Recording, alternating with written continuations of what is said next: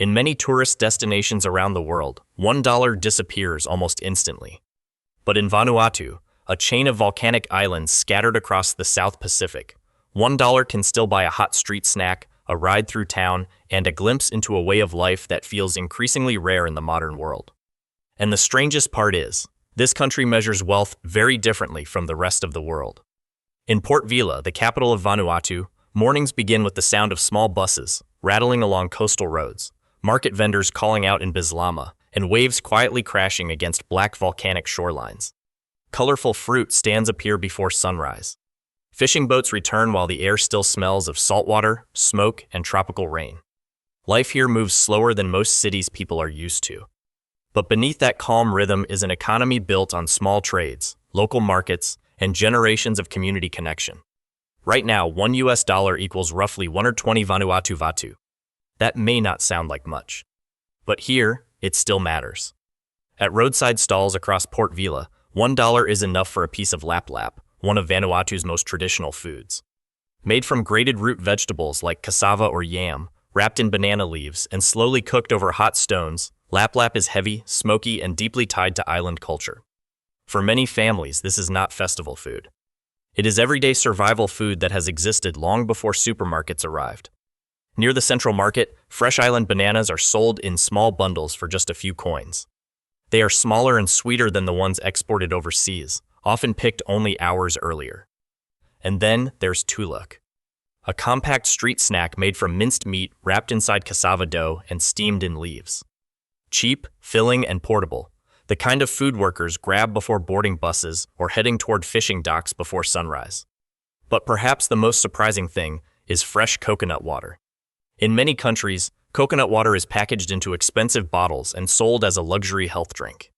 In Vanuatu, someone simply cuts open a green coconut with a machete and hands it to you for less than $1. But nothing represents Vanuatu more than kava. Every evening, small kava bars begin to fill with people. Plastic chairs scrape against dirt floors. Conversations quiet down.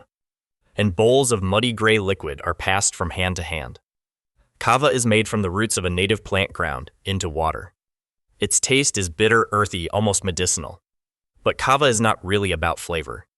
It is about slowing down. In Vanuatu, kava is woven into social life, tradition, and identity. Long before bars or nightclubs existed here, communities gathered around kava to settle disagreements, tell stories, and connect. And even today, a shell of strong kava can cost less than $1. In one of the happiest countries on earth, according to several well-being studies. Many locals believe this nightly ritual is part of the reason why.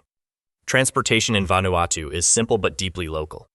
Minibuses constantly circle through Port Vila with hand-painted numbers on their windshields. There are few large transport systems here.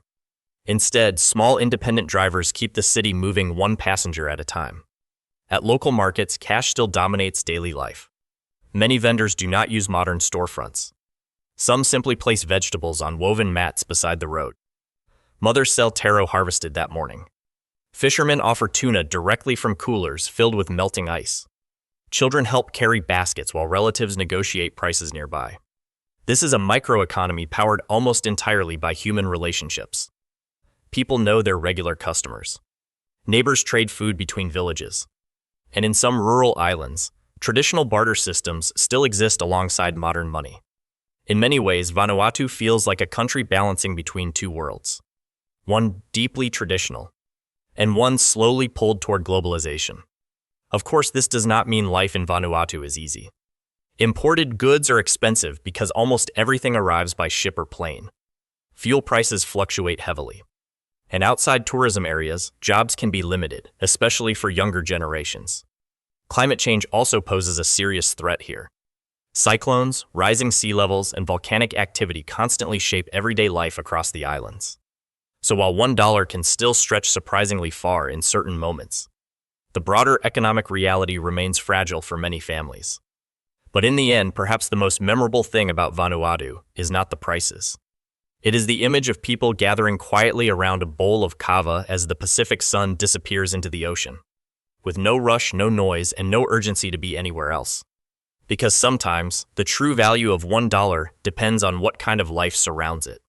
So if you had just $1 in Vanuatu, Would you spend it on lap, fresh coconut water, or a shell of kava?